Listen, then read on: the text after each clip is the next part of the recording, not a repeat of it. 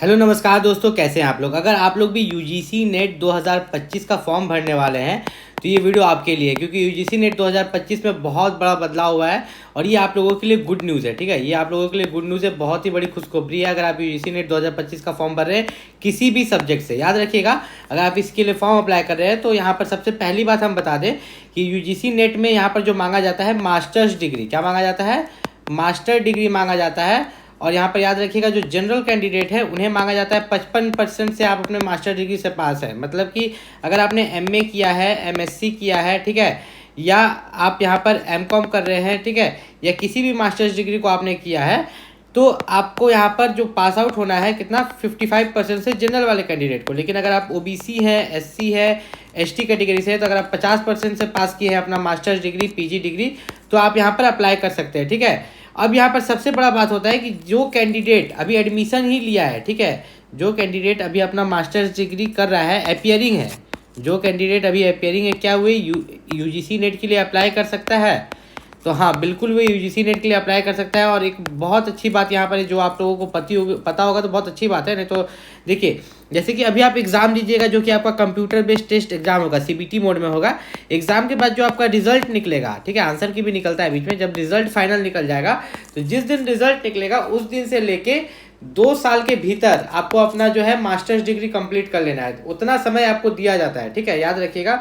मान लीजिए कि मेरा जो रिजल्ट निकला यहाँ पर निकलता है दिसंबर में निकलता है, ठीक है, 1 दिसंबर 2025 को, ठीक है, तो 1 दिसंबर 2027 तक हमको अपना मास्टर्स डिग्री कंप्लीट कर लेना है। मगर अगर आप अपियरिंग हो तो आप अभी अप्लाई कर सकते हो यूजीसी नेट के लिए। ये चीज़ का खास ख्याल रखना है, ठीक है, और जरूर अप्लाई करना। अगर आप एमए, एमएससी, एमकॉम कुछ भी कर रहे हो या करने वाले भी हो, एडमिशन नहीं भी लिए हो तब भी आप अप्लाई कर सकते हो। ठीक है, याद रखिएगा, एडमिशन नहीं भी लिए हो तब भी आप यहाँ पर अप्लाई कर सकते हो। एग्जाम पैटर्न की बात करें तो एग्जाम पैटर्न में यहाँ पर जो है, एग्जाम पैटर्न से पहले एक चीज़ बता देते हैं कि जो बच्चे यहाँ पर ओबीसी कैटेगरी से हैं, एससी कैटेगरी से, एसटी कैटेगरी या ईडब्ल्यूएस कैटेगरी से हैं, तो उनको ये चीज़ बता दें कि उनको रिसर्च फेलोशिप मिलता है। ईडब्ल्यूएस का तो नहीं पता, ओबीसी, एससी, एसटी को यहाँ पर रिसर्च फेलोशिप मिलता है। मतलब अगर आप जेआरएफ निकाल लेते हैं, ठीक है, तो आपको यहाँ पर जो है 35,000 के आसपास पर मंथ 2 साल के लिए मिलता है। ठीक है, फिर आगे जाके आपको 42,000 रुपया जब आप सीनियर रिसर्च, पहले आप जेआरएफ जूनियर रिसर्च फेलो बनते हैं, ठीक है,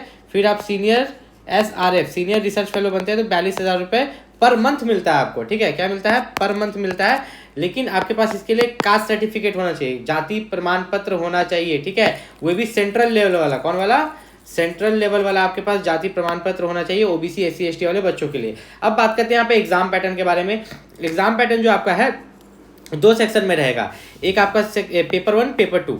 ठीक है, टोटल मिला के आपके जो क्वेश्चंस रहेंगे, ध्यान से देखिएगा, टोटल मिला के आपका 50 क्वेश्चन जो रहेगा वो रहेगा रीजनिंग से, रीजनिंग एबिलिटी से, रीडिंग कॉम्प्रिहेंशन मतलब इंग्लिश से, divergent thinking and general awareness. ठीक है, तो इसमें मैथ आपका नहीं आता है। 50 क्वेश्चन में आपका रीजनिंग पूछा जाता है, इंग्लिश पूछा जाता है, जीके पूछा जाता है। ठीक है, जिसका कि आपका 100 मार्क्स मिलता है, हर एक क्वेश्चन का 2 मार्क्स रहता है।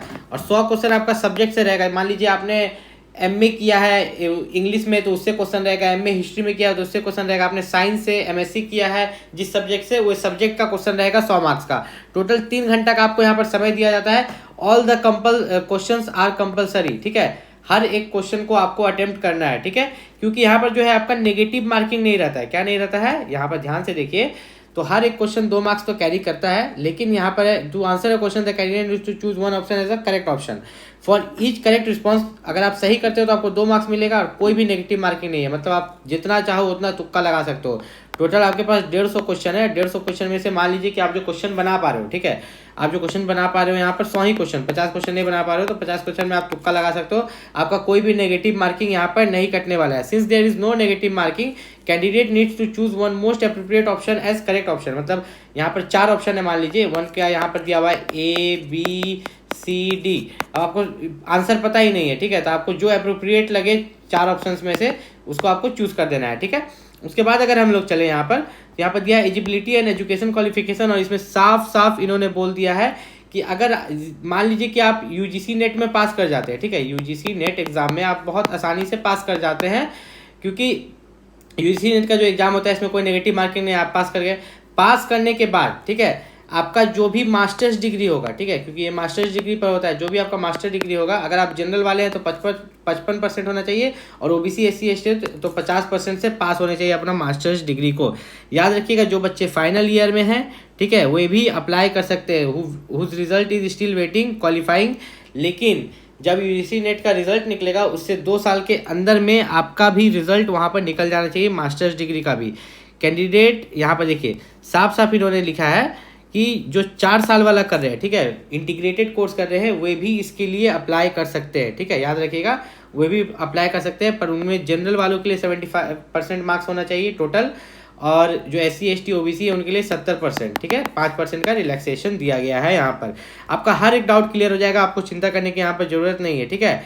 Exemption eligibility for assistant professor, अगर आप यहाँ पर देखिए, सबसे पहली बात मैं बता दूं, JRF निकालते हैं तब तो आपकी ज़िंदगी बन जाती है, लेकिन अगर आप JRF नहीं निकाल पाते हैं, यूजीसी नेट सिर्फ निकालते हैं, तब आप यहाँ पर आराम से असिस्टेंट प्रोफेसर कम से कम बन सकते हैं, ठीक है। अब यहाँ पर अगर हम लोग देखें तो सबसे पहली बात कि एज लिमिट क्या दिया गया है। JRF के लिए आपको जो एज लिमिट दिया गया है 30 साल, ठीक है, 30 साल से ज़्यादा आप नहीं होना चाहिए, लेकिन उसमें भी एज रिलैक्सेशन मिला है। जनरल के लिए जो JRF के लिए एज लिमिट है 18 से 30 साल, ठीक है। वहीं पर अगर बात करें आपका जो OBC है, OBC के लिए यहाँ पर कितना छूट दिया गया है, ठीक है, 5 OBC नॉन क्रीमी लेयर को 5 साल की छूट दी गई है, मतलब 18 से 35 साल, ठीक है। तो सबसे ज़्यादा छूट यहाँ पर देखें तो इन लोगों ने OBC वाले को ही दिया है, ठीक है। यहाँ पर अगर फिर देखें तो assistant professor there is no upper limit, ठीक है, अगर आप असिस्टेंट प्रोफेसर के लिए अप्लाई करें तो कोई अपर लिमिट यहाँ पर नहीं है, आप अप्लाई कर सकते हैं, ठीक है। उसके बाद अगर हम यहाँ पर बात करें रिजर्वेशंस को लेकर, ठीक है, तो 15% सीट SC कैटेगरी के लिए रहता है, 7.5% सीट ST कैटेगरी के लिए रहता है, और 27% सीट जो रहता है OBC नॉन क्रीमी लेयर के लिए रहता है, as per the central list में आपका यहाँ पर नाम होना चाहिए, ठीक है, मतलब आपके पास सेंट्रल कास्ट सर्टिफिकेट होना चाहिए। 10% seats are reserve for generally economically weaker section EWS candidate, ठीक है, और 5% सीट्स रिजर्व है डिसेबिलिटी के लिए। वहीं पर अगर हम लोग बात करें तो जितने भी बच्चे यूजीसी नेट का एग्जाम देने वाले हैं तो उनको यहाँ पर बता दिया जाए कि देखिए यहाँ पर जो एक पॉइंट यहाँ पर आ रहा है, ऑफिस मेमोरेंडम ऑफ 10 अगस्त 2025, ठीक है, तो यहाँ पर इन्होंने लिखा है registration and application process. Registration and application process में याद रखिएगा कि जो भी आप ईमेल आईडी दीजिएगा, ठीक है, जीमेल दीजिएगा और मोबाइल नंबर दीजिएगा, ठीक है, मोबाइल नंबर आपके आधार कार्ड से लिंक होना चाहिए, ये नहीं कि आप दूसरे का मोबाइल नंबर दीजिएगा, आप अपना खुद का मोबाइल नंबर दीजिएगा जो कि आपके आधार कार्ड से बिल्कुल ही लिंक होना चाहिए। अब यहाँ पर देखिए यूजीसी नेट के लिए बेस्ट बुक क्या होता है, ठीक है, यूजीसी नेट के लिए बेस्ट बुक क्या होता है जिससे आप तैयारी कर सकते हैं। तो मैं आपको सीधी बता देता हूँ कि अगर आप यूजीसी नेट की किसी भी सब्जेक्ट से तैयारी कर रहे हैं, ठीक है, जिसमें भी आप मास्टर्स किए हैं, तो आप अपना सब्जेक्ट का नाम नीचे कमेंट कर सकते हैं। अगर आप अपने सब्जेक्ट का नाम नीचे कमेंट कर देंगे तो मैं आप लोगों के लिए बेस्ट बुक का वीडियो बना दूंगा, ठीक है, स्पेशल। जैसे कि आप अपना सब्जेक्ट का नाम इंग्लिश, हिंदी, ज्योग्राफी जो भी होगा अगर कमेंट करते हैं, केमिस्ट्री तो या कॉमर्स, जो भी आपका सब्जेक्ट होगा अगर आप कमेंट करते हैं तो उसके बारे में मैं डिटेल्ड वीडियो बना दूंगा कि यूजीसी नेट में उस सब्जेक्ट में आप किस बुक को पढ़ के अच्छे नंबर ला सकते हैं या उस सब्जेक्ट का क्या कट ऑफ गया था। और साथ ही साथ यूजीसी नेट को लेकर अगर आपको कोई भी दिक्कत होता है तो आप नीचे कमेंट करके पूछ सकते हैं। मिलते हैं अगले वीडियो में, तब तक के लिए नमस्कार।